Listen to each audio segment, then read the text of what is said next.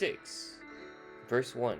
And the Lord spoke to Moses, saying, If a person sins and commits a trespass against the Lord by lying to his neighbor about what was delivered to him for safekeeping, or about a pledge, or about a robbery, or if he has extorted from his neighbor, or if he has found what was lost and lies concerning it, and swears falsely, in any one of these things that a man may do in which he sins, then it shall be, because he has sinned and is guilty, that he shall restore what he has stolen, or the thing which he has extorted, or what was delivered to him for safekeeping, or the lost thing which he found, or all that about which he has sworn falsely. He shall restore its full value, and 1/5 more to it, and give it to whomever it belongs, on the day of his trespass offering.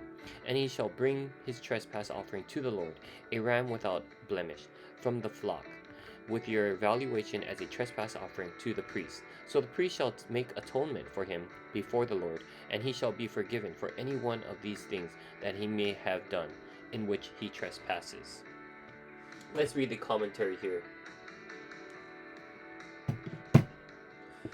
Commentary is coming from the Tony Evans Bible Commentary, verses 1 through 7. So these verses addresses regulations for the guilt offering when a person deceives or defrauds his neighbor, specifically with regard to property. Not only did the guilty person have to make full restitution for the item, he also had to pay the owner an additional 1/5 of its value. Having to pay back the full value plus 20% was a strong deterrent to crime. And make no mistake about it, if the principles of biblical justice were implemented in our society today, we wouldn't have prisons full of overflowing. The aim of biblical justice is always a cessation of the crime, coupled, when possible, with restitution to the victim. Regardless of the application, in fact, biblical restitution was always specific to the offended victim. Once full restitution was made, the sin was forgiven by God, and the clear implication is that the two human parties involved would put the matter behind them and move on. Instead of this justice and closure in our current cultural system, however, we have offenders warehoused in prisons where they learn to be better criminals, while their victims must seek restitution by other means, which all too often ends with nothing being restored. Another crucial principle of biblical justice that speaks to a crying need in our legal system today is the concept that a person's offense was both against God and against the victim, a fellow human being with a name and a family, rather than merely being a crime against some vague entity such as society or the state. We talk about people paying their debt to society, but in most cases, it wasn't a society or the state that had its property taken by fraud or theft or some other crime, and it isn't society or the state that suffers loss while the offender is locked away and cannot repay his victim, even if he wants to. This section deals with the same 5 offerings found in chapter 1, verse 6 and 7.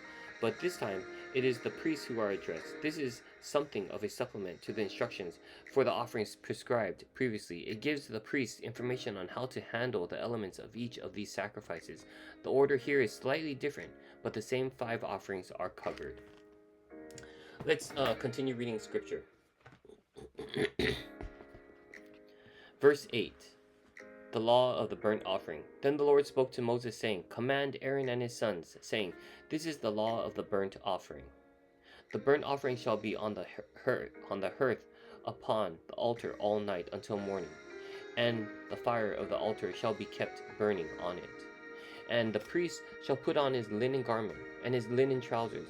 He shall put on his body, and take up the ashes of the burnt offering which the fire has consumed on the altar. And he shall put them beside the altar.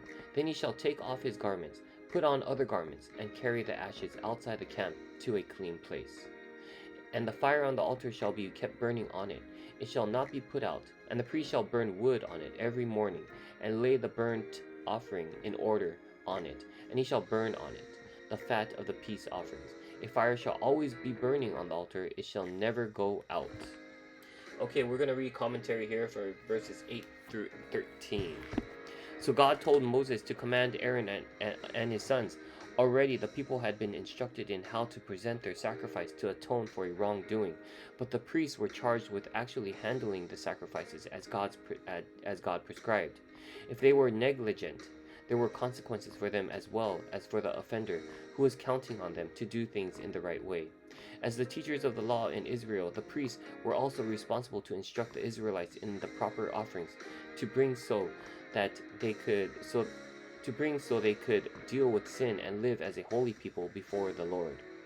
The instructions to the priests in handling the burnt offering are relatively brief, since none of the sacrifice was allowed to be eaten. It was all consumed by fire on the altar as a sweet aroma to God.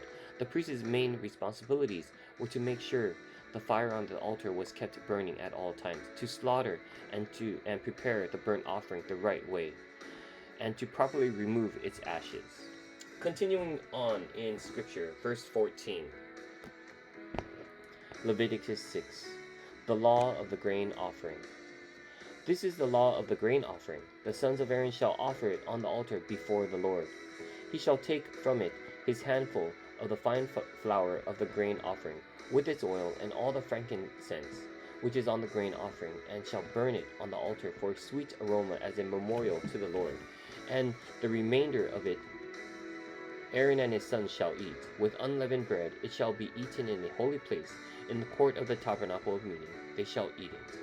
It shall not be baked with leaven. I have given it as their portion of my offerings made by fire. It is most holy, like the sin offering and the trespass offering. All the males among the children of Aaron may eat it. It shall be a statute forever in your generations concerning the offerings made by fire to the Lord.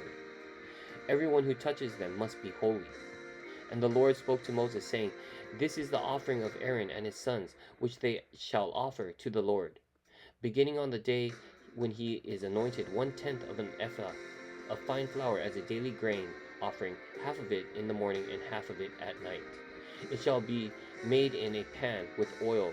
When it is mixed, you shall bring it in. The baked pieces of the grain offering you shall offer for a sweet aroma to the Lord.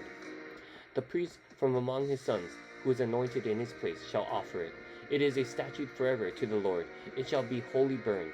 For every grain offering for the priest shall be wholly burned. It shall not be eaten. Let's read commentary here, verses 14 through 23. Next came the priestly regulations for handling the grain offering. This section is longer both because part of the grain offering was to be eaten and because it includes a description of the priest's own grain offering. Only a memorial portion of the grain offering was burned. The rest was to be roasted and consumed by the priest in a specific way, without leaven, which is yeast, and in the courtyard of the tent of the meeting. The entire offering was designated as especially holy. Since the grain offering was brought by the priest himself and presented before the Lord, however, he was not allowed to eat any of it. The reference to the day that the priest is anointed suggests that this was a praise offering for God's mercy in providing a mediator between him and his people and ensuring the continuation of the priestly line through Aaron's descendants. For New Testament believers, by virtue of his sinless life, atoning death, and resurrection, Jesus Christ is our ever-living, merciful high priest. See Hebrews 4, chapter 4, verse 14 through 16. Let's continue reading scripture. Verse 24 of Leviticus 6, the law of the sin offering. Also the Lord spoke to Moses, saying, Speak to Aaron and to his sons, saying, This is the law of the sin offering, in the place where the burnt offering is killed. The sin offering shall be killed before the Lord. It is most holy. The priest who offers it for sin shall eat it. In a holy place it shall be eaten in the court of the tabernacle of meeting.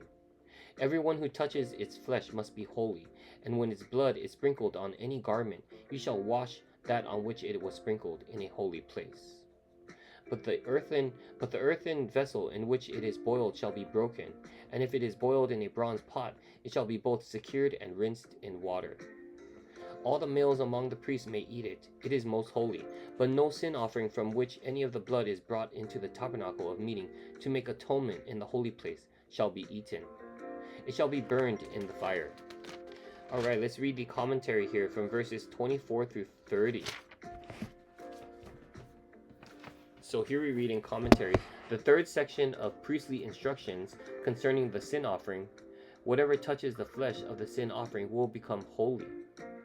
Furthermore, the washing of clothing spattered with the sacrificial blood and the smashing or cleansing of a pot in which the meat was boiled were prescribed.